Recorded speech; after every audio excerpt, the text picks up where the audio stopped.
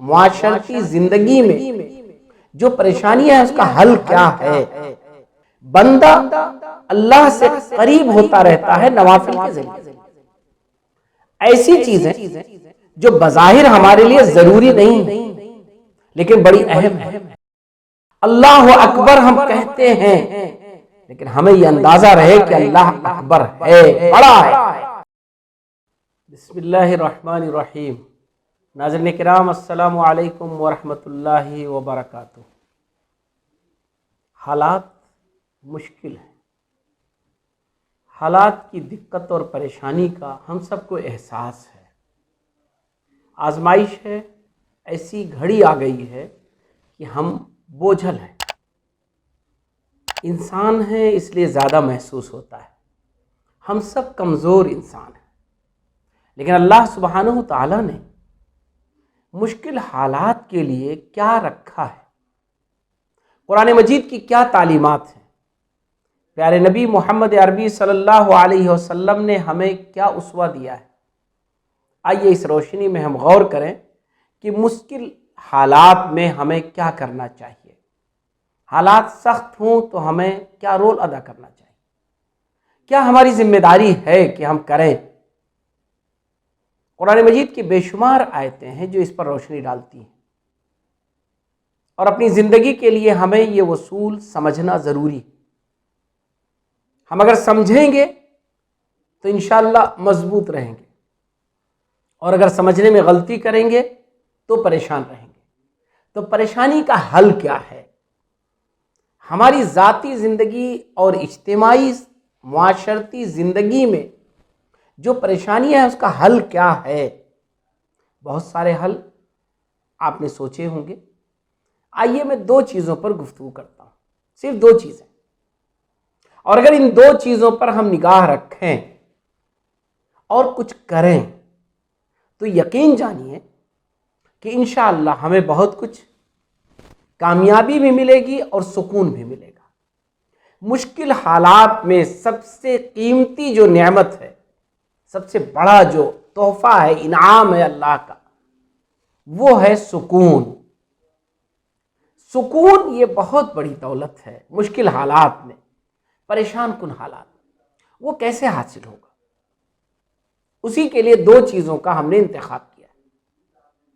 صفحہ on line کے ذریعے دو چیزیں اگر آپ کو آج مل جائیں اور اس پر آپ عمل کریں، ہم سب عمل کریں، تو انشاءاللہ ان مشکل حالات میں ہمارے لیے ایک اچھا راستہ نکل کے آئے گا۔ پہلی چیز ہے اللہ سے اپنے رشتے کو مضبوط کرنا، محسوس کرنا کہ اللہ تبارک تعالیٰ وہ ہمارا خالق و مالک ہے۔ اللہ سے ہمارا رشتہ کتنا مضبوط ہے اس پر غور کرنا۔ اللہ سے رشتہ مضبوط کرنے کا جو طریقہ ہے وہ اسے یاد کرنا۔ رسول اللہ صلی اللہ علیہ وسلم نے جو عبادتیں بتلائی ہیں، عبادات کی جتنی شکلیں بتلائی ہیں، ان میں سے اپنے لیے ضروری چیزوں کی پابندی کرنا، اور جو چیزیں ضروری نہیں ہیں لیکن اہم ہیں انہیں اپنے حساب سے تلاش کر کے کوشش کرنا، عمل کرنے کی کوشش کرنا۔ تو اللہ سے مضبوطی کا رشتہ وہ پریشان کن حالات میں سکون کا سب سے بڑا ذریعہ ہے، سب سے اچھی دوا ہے۔ اللہ سے ہمارا رشتہ مضبوط ہو جائے، اللہ تبارک تعالیٰ کی قدرت کا احساس ہمیں رہے، اللہ اکبر ہم کہتے ہیں لیکن ہمیں یہ اندازہ رہے کہ اللہ اکبر ہے، بڑا ہے، سب سے بڑا ہے، کوئی اس کے بالمقابل نہیں ہے، نہ کوئی مقابلہ کر سکتا ہے، اس کی قدرت کے بالمقابل کوئی چیز نہیں ٹھہر سکتی۔ اللہ کے اس قدرت کا احساس اور اس کے نتیجے میں اس کے قریب جانا، نبی کریم صلی اللہ علیہ وسلم نے فرمایا ہے کہ لا یزال العبد یتقرب الی من النوافل، بندہ اللہ سے قریب ہوتا رہتا ہے نوافل کے ذریعے۔ ایسی چیزیں جو بظاہر ہمارے لیے ضروری نہیں ہیں لیکن بڑی اہم ہیں،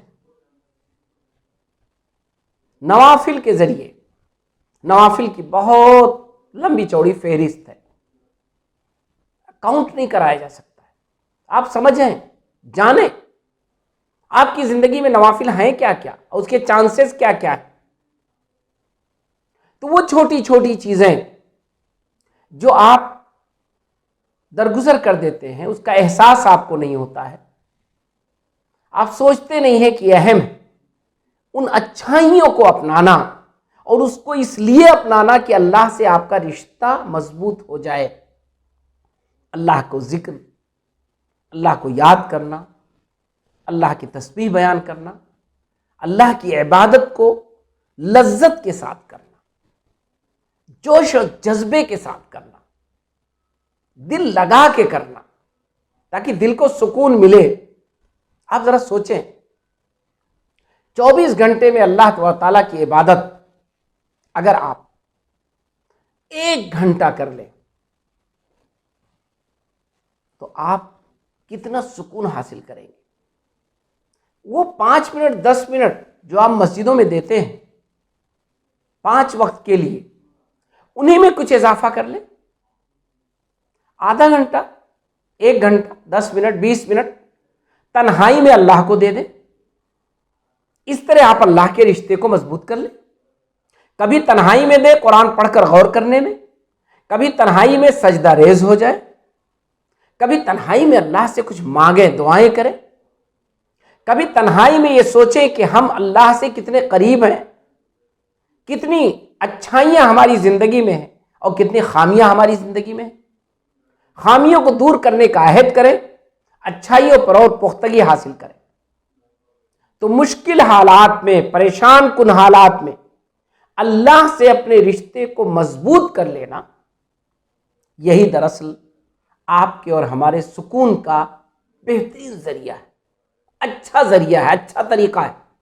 اور اسے کرنا بھی، اس کے لیے کوئی پیسہ نہیں لگے گا، اس کے لیے کچھ زیادہ آپ کو محنت نہیں کرنی ہوگی، تھوڑی سی توجہ کی ضرورت ہے، تھوڑی سی قربانی کی ضرورت ہے۔ اس کے لیے کہیں سے کچھ آپ کو ادھار نہیں لینا ہے، یہ آپ کی زندگی میں موجود ہے، آپ کی زندگی کا وقت یہی آپ کو دینا ہے، اور وہ وقت قیمتی بن جائے گا، اور اس سے آپ کا جو پریشانی ہے وہ حل ہو جائے گی اور آپ پرسکون ہو جائیں گے۔ تو پہلی چیز، جن 2 چیزوں کو ہم ذکر کرنا چاہتے ہیں، اس میں پہلی چیز ہے اللہ سے اپنے رشتے کو مضبوط کرنا، مضبوط کرنے کی شکلیں اپنانا، اللہ سے اپنے آپ کو قریب لے جانے کی شکلیں اپنانا، یہ سمجھنا کہ اللہ تعالیٰ وہ کہیں ہم سے ناراض نہ ہو، تو اس کے ناراضگی کو دور کرنے کی کوشش کرنا۔ دوسرا نسخہ جو میں آج آپ کے سامنے رکھنا چاہتا ہوں ان پریشان کن حالات میں، وہ ہے کچھ نہ کچھ اپنی زندگی میں معاشرے اور سماج کے لیے وقت نکالنا۔ عمومی طور پر ہماری زندگی میں ہمارے لیے بہت وقت ہوتا ہے، بلکہ تنگ پڑ جاتا ہے۔ ہم اپنے لیے دوڑتے بھاگتے محنت کرتے رہتے، اور ہمارا وقت ایسا لگتا ہے کہ اور چاہیے، کم ہے، یہ گزر جاتے ہیں 24 گھنٹے، ہفتہ اور مہینہ گزر جاتا ہے، ہم اپنے کام نہیں نپٹا پاتے، ہمیں لگتا ہے کہ نہیں وقت کم ہے، اپنے لیے کر رہے ہوتے ہیں، دوڑ بھاگ محنت اچھا ہے، لیکن ہم اپنے سماج اور سوسائٹی کے لیے، اپنے جیسے دوسرے انسانوں کے لیے، اپنے سے زیادہ پریشان حال لوگوں کے لیے، ضرورت مند افراد کے لیے، سماج کی بہتری اور بھلائی کے لیے، سماج میں مختلف طبقات جو پائے جاتے ہیں، بچے، عورتیں، بوڑھے، بیمار، ان کے لیے، مختلف قسم کے جو مذاہب کے ماننے والے سماج میں لوگ پائے جاتے ہیں، ان کے تئیں ہم کیا وقت نکالتے ہیں؟ روز نکالتے ہیں، ہفتے میں نکالتے ہیں، مہینے میں نکالتے ہیں، سال میں نکالتے ہیں، کتنا وقت دیتے ہیں؟ کیا کرتے ہیں؟ کیا ہماری زندگی میں اس کے لیے پلان ہے؟ اپنی دولت میں سے کتنا خرچ کرتے ہیں؟ اپنی صلاحیت سے کتنا خرچ کرتے ہیں؟ اپنے وقت سے کتنا خرچ کرتے ہیں؟ یہ وہ پہلو ہے جو ان پریشان کن حالات میں ہمارے لیے کامیابی کا نسخہ ہے، اور جس پر توجہ دینا اور جس پر غور کرنا ہماری ضرورت ہے۔ یاد رکھیے، اللہ تبارک تعالیٰ نے ہمیں معاشرے اور سماج کا پابند بنایا ہے، عادی بنایا ہے، طبیعت میں رکھا ہے ہمارے۔ ہم سماج اور معاشرے میں رہتے ہیں تو اس کی کچھ ذمہ داریاں، اس کے کچھ تقاضے ہیں۔ اگر اسے ہم نہیں پورا کریں گے تو اس کا مطلب کہ نہ ہم پرسکون رہیں گے، نہ سماج پرسکون رہے گا۔ جب سماج نہیں پرسکون رہے گا تو ہم بھی پرسکون نہیں رہ سکتے۔ دراصل اسی کو سمجھنے کی ضرورت ہے۔ ہماری انفرادی زندگی بہت اہم ہے، انڈیویجول ہماری لائف بڑی قیمتی ہے، لیکن اس انفرادی زندگی میں حق ہے اجتماعیت کا، سماج اور سوسائٹی کا، اور وہ حق ادا کرنا ہمیں خوشی نصیب ہوگا اس سے۔ آپ ذرا سوچیں، کبھی کسی بھوکے کو آپ کھانا کھلا دیں، آپ کی طبیعت خوش ہو جائے گی، سکون مل جائے گا آپ کو۔ کسی ضرورت مند کے کام آ جائیں، آپ کو سکون مل جائے گا۔ کسی کو آپ کچھ بتلا دیں، رہنمائی کر دیں، آپ کو کتنا اچھا لگے گا، کتنی دعائیں ملیں گی آپ کو، کتنا کچھ آپ کو محسوس ہوگا کہ آپ نے کچھ کر دیا۔ اور یہ رواج سماج میں اگر پا جائے کہ لوگ لوگوں کے کام آنے لگیں، لوگ لوگوں کی ضرورتوں کو پوری کرنے لگیں، لوگ کچھ نہ کچھ کرنے لگیں، تو یقین جانیے یہ خوشی کا ذریعہ ہوگا، سکون کا ذریعہ ہوگا، اطمینان کا ذریعہ ہوگا۔